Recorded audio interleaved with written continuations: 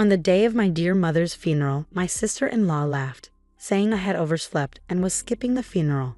This was the same sister-in-law who had made my frail mother shell out nearly $200,000 for a new house. Holding back the tremor in my voice from sheer outrage, I spoke up. Fine, but you're going to regret this, sis. I won't regret anything. Have a good one, she replied before ending the call. After the funeral, I showed my brother something that made even him, usually so gentle and calm, change his demeanor. With anger in his voice, he said, "Lisa, I need your help. We're going to drag her down to hell." My name is Lisa. I'm 28 years old and single. I have a fulfilling job, and despite being busy every day, I'm holding up well. Today is a weekend, a day off from work, and I returned home where my mother lives after a long while. "Hi, Mom. Have you been doing well?" "Welcome back, Lisa. I'm glad to see you," she said. We talked as we sipped our tea together. My mother is a kind person, gentle and elegant. A few years ago, my father passed away, and she has been living alone ever since. Both my father and I have always been concerned about my mother's health because she's always been weak, so I take the opportunity on my days off to visit her and catch up. "Mom, has anything troublesome or unusual happened recently?" Well, there's something. Just as my mother was about to begin, the doorbell rang. It must be Stephanie. Stephanie? Was she supposed to come today? No, not exactly, but she drops by like this from time to time. I'll get the door. My mother hurried off towards the door. Stephanie is my older brother's wife. They recently got married. She is my sister-in-law. I often wonder how my brother, who is rather quiet and easygoing, ended up marrying someone as talkative and pretty as her. Even though I find her unannounced visits a bit intrusive, I appreciate her for caring about our mother. Hello, everyone. Oh, Lisa, long time no see. Hello. It's been a while. Lisa, you're still living for work, aren't you? You work in accounting, right? Personally, I could never do it. I'm totally swamped with housework, and it'd be nice if you could get married soon, too. Yeah, maybe. My sister-in-law is meek in front of my mother, but from time to time, she makes such passive-aggressive comments to me. I don't know if she means any harm, but it certainly makes me uneasy. It seems like my sister-in-law is here too, so I'll be going now, I said. When I said goodbye to my mother, she replied, "All right, Lisa. Let's catch up more next time," and saw me out. I wondered if Mom was getting along well with that sister-in-law. She's not the type to talk badly about others, so I worried she might be bottling something up. Concerned, I headed back home. A few months later, I heard from my mom that my brother was building a fancy new house. Huh. My brother has a decent income, but he's not exactly rich, right? And my sister-in-law is a full-time homemaker. How are they able to build such a house? Well, I actually helped him out a bit with some money from your father's inheritance. How much do you mean by a bit? About $20,000, I suppose. 20K. Mom, are you out of your mind? I let out a loud voice of surprise. My brother and I were raised by our late father to be independent once we reached adulthood, so I couldn't comprehend why my mom would give away such a large sum of money. Well, Stephanie, your sister-in-law, came over almost every week begging for help, so I just... And besides, Andrew and Stephanie promised to take care of me since we'll be living together. I couldn't turn them down. Well, if you're okay with it, Mom. But are you sure you're not overdoing it? No, not at all. This will mean less worry and trouble for you, Lisa. I'm actually looking forward to this new life, Mom said with a smile. Later on, they built their house, and my brother, his wife, and Mom started living together. When I visited to bring the housewarming gift, I was taken aback by the luxurious house with its modern-style kitchen and bathroom, expensive-looking interior with pure wood, and spacious backyard. There was no way my brother could afford all this on his own. My sister-in-law proudly showed me around the house, and once the tour was over, I quietly spoke to my brother. Congrats on your new house, Andrew. Please take good care of Mom. Thanks, Lisa. Don't worry. Stephanie will look after Mom while I'm at work. I felt bad about Mom offering to contribute, but we're going to make sure she's even happier from now on. It seemed my brother didn't know that his wife had repeatedly visited our mom to beg for money for the new house. I find him to be a good and kind person, but his obliviousness worries me at times. All right, just make sure to take care of her. You too. Leave Mom to us and focus on your work. Don't bring up work. Oh right, sorry. After finishing our conversation, I gifted him an envelope with some cash and a standing clock. This clock also helps monitor health, so please place it somewhere visible in the living room. Thanks. This clock is pretty high-tech, huh? But it could be good for Mom, and it looks stylish. Let's put it here. My brother placed the clock on a shelf in the living room. I should head home now. Take care. My sister-in-law was busy on the phone in another room, and I left the grand house with my mother and brother seeing me off. Half a year since then, my mom, who had been a concern, seemed to be getting along well with my brother and his wife, and I was able to focus on my work, thinking these days would continue until I heard the news of my mom's passing. When my brother returned from work, he found that our mother had stopped breathing. It seemed she had passed away alone in her room. The doctors at the hospital explained that her pre-existing heart condition, exacerbated by overwork, was the likely cause of death. Mom? Why all of a sudden? Mom, I wish I had come home earlier. I'm sorry. My brother and I clung to our now lifeless mother, tears streaming down our faces. My sister-in-law Stephanie wasn't present at the scene. Brother, wasn't Stephanie supposed to be at home? And what do they mean by overwork? Stephanie wasn't home then. As for overwork, I don't know either. Stephanie handled all the household chores, so it doesn't make any sense. My brother seemed confused as well. Despite feeling uneasy, I spoke up. Well, first we need to arrange our mother's wake and funeral. You'll probably be the chief mourner, Andrew. You're right. Lisa, can you help me? So my brother and I began frantically preparing for the memorial service. It was overwhelming, the number of preparations we had to make for my mother's funeral, from finding a venue to deciding on the plan and contacting people. Somehow, we managed to finish the wake, and the next day was the day of the funeral. While my brother and I busily attended to our visitors, my sister-in-law was idly sitting around, doing nothing. Stephanie didn't help, nor did she shed a tear. Despite my growing frustration with her, the bustle of the event prevented me from confronting her. Andrew, tomorrow is the funeral, and as the chief mourner, you're going to be really busy. Why don't you and Stephanie go home for a while? I'll stay here. Yeah, I appreciate that, Lisa. Thank you. My brother and Stephanie left together. After they left, I took out my work laptop in the now empty room and began to work. Throughout the night, I barely slept. The next morning, the day of the funeral was scheduled to start at 10 a.m. I met up with my brother at 6 a.m. to prepare. We were overwhelmed with preparations, checking the eulogy my brother had written as the chief mourner, meeting with the funeral director, and so on. My brother had said that Stephanie would come later when it was time for the funeral. Then, around 9:30 a.m., I received a call from Stephanie. Hello, Lisa. I'm calling because Andrew wouldn't pick up his phone. Okay, and? I just woke up. I overslept. I won't be able to make it to the funeral. Struggling to keep my voice steady without rage, I managed to respond. All right, but you might regret it. You know, Stephanie. I don't think so. Anyway, I know you're busy, but hang in there. Stephanie hung up.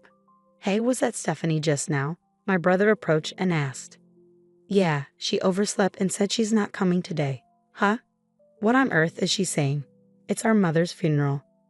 Just focus on the funeral, Andrew. I have something to show you afterward. Somehow, we managed to get through the funeral together. My brother and I paid our respects to our mother's remains. Stephanie really didn't show up. What on earth was she thinking? By the way, Lisa, what is it that you wanted to show me? Sure, Andrew. Take a look at this. I pulled out my laptop. What appeared on the screen was the living room of my brother's house. The clock I had given him as a gift had a camera installed, meant for keeping an eye on elderly folks or pets. I gave it because I was worried about Mom. But since she seemed well, I didn't want to invade the privacy of someone else's house. So I never looked at it until yesterday. But then I watched the footage from the past week. Here it is. I opened a few videos. My brother watched them with bated breath. What was captured there was the image of our mother being harshly exploited by my sister-in-law. I'm taking care of you, so at least make sure to do your chores right, Stephanie was saying, assigning all the household chores and tasks to my mom. From cooking to laundry to cleaning, my frail mother was seen working to exhaustion. While my mother was busy with housework, my sister-in-law would doll up and go out. Occasionally, you could see Mom clutching her chest in discomfort and pulling out her phone, seemingly hesitating to call someone, then deciding against it. Mom couldn't tell us about the treatment she was receiving from Stephanie. She always wished for our happiness, you know. Mom, I had no idea.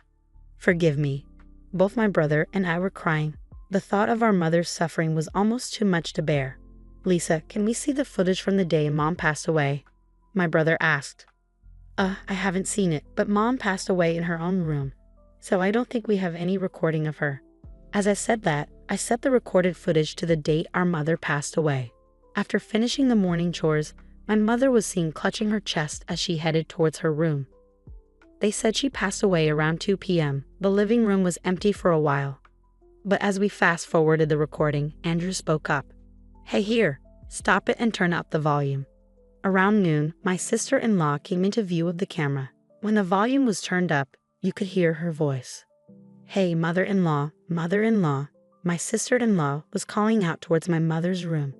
However, when there was no response, she seemed to think my mother was not there. She then sat down on the sofa and began making a phone call. Hello, thanks for being with me just now. Seems like the old lady is out and about, leaving the house chores half done. Wonder what she's up to. It seemed like she was calling someone she had been with since morning. Upon hearing the harsh content of the conversation, I couldn't help but grimace. My sister-in-law continued the conversation. What if she's dead? That would be something. But then again, I could skip the funeral and maybe go on a trip with Daniel. I mean, opportunities like these don't come around very often. My brother and I stared in disbelief. The person on the other end of the line was my sister-in-law's lover. Wouldn't it be nice if that really happened? Then I could make up some story about domestic abuse from my husband, get a big divorce settlement, and buy this house. Then Daniel and I can live here together. So, where do you want to go if we take that trip? I'm thinking. Enough, my brother interrupted. I stopped the video.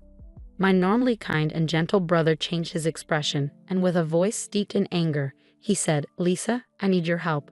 We're going to drag her down to hell. I nodded at my brother's words and made a phone call. The next day, my brother called while I was at home. Lisa, she's back. Can you come over? Okay, I'm on my way.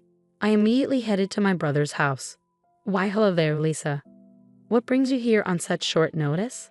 You really should have let me know you were coming. My sister-in-law, Stephanie, greeted me, looking slightly annoyed. Andrew called me here. Please come this way. Inside the house, scented with incense, my brother, sister-in-law, and I sat at the dining table. What's this all about? You two look so serious. I do feel bad about missing the funeral, Stephanie said in her usual tone. I addressed my sister-in-law, Stephanie. Ever since you moved in, you've been treating our mother like a servant, haven't you? Even though she was sick, you even made her pay $20,000 for the new house. Huh? What are you talking about? I did all the housework. Are you trying to pick a fight? Everything has been recorded, just so you know. I'm actually not an accountant. I'm a private investigator. That's right. I had told my mother and sister-in-law that I was working as an accountant, but in reality, I was working as a private investigator. My brother was the only one who knew. I pointed to the surveillance camera embedded in a living room clock and showed her my phone.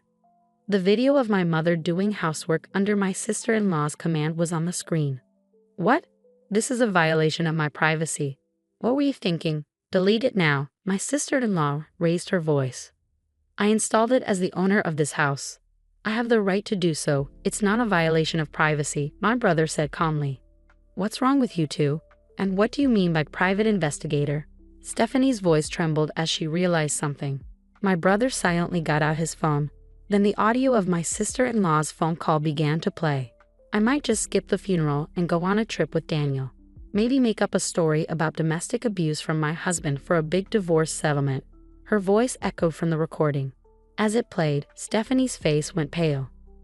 No, this isn't what it seems. Please hear me out, she pleaded. What's the difference? Tell me, my brother demanded. We were just joking around. I didn't cheat. There's no evidence, right?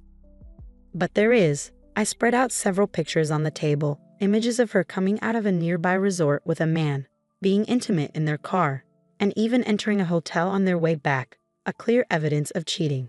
What? What's this? How did you get these? You told him over the phone, didn't you? About where you wanted to go on your trip and how you wanted to spend the night together with him. I had someone in our company take these photos immediately. How could you do such a thing during our mother's funeral? As I spoke calmly, my sister-in-law began to lose her temper. Oh, enough. What's wrong with you all? My brother said, there's no way we can stay married after this, Stephanie. We're getting a divorce. But I'm going to take plenty of alimony, and you're going to have to move out of this house. Excuse me, my brother and I exchanged a glance. What on earth are you talking about? I mean, when people get divorced, the wife receives alimony, right? Now hurry up and give me my money. That's not true. Since you cheated, you're the guilty party, and you're the one who will have to pay compensation to my brother. What? Obviously, you're a bigger fool than I thought. Pitiful. Just like Lisa said, I'm going to demand alimony from you and from your lover too. What? Stephanie's face turned red with fury. Besides, it's for me to tell you to leave. Don't ever come back. No, this must be a lie. I handed the return suitcase to my sister-in-law, who just stood there speechless, and chased her down to the entrance.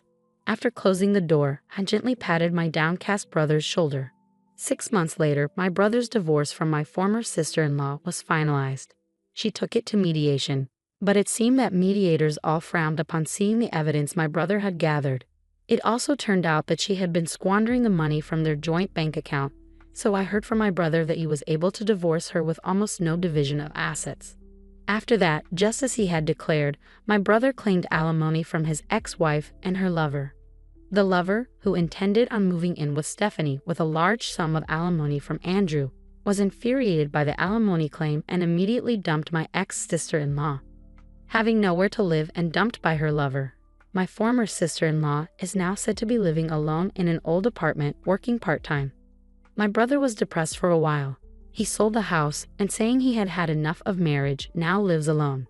Seeing my brother looking so lonely, I'm thinking of introducing him to a kind woman I recently met through work. She is also a divorcee, so they might be able to relate to each other easily. With those thoughts in mind, I head out and work hard again today.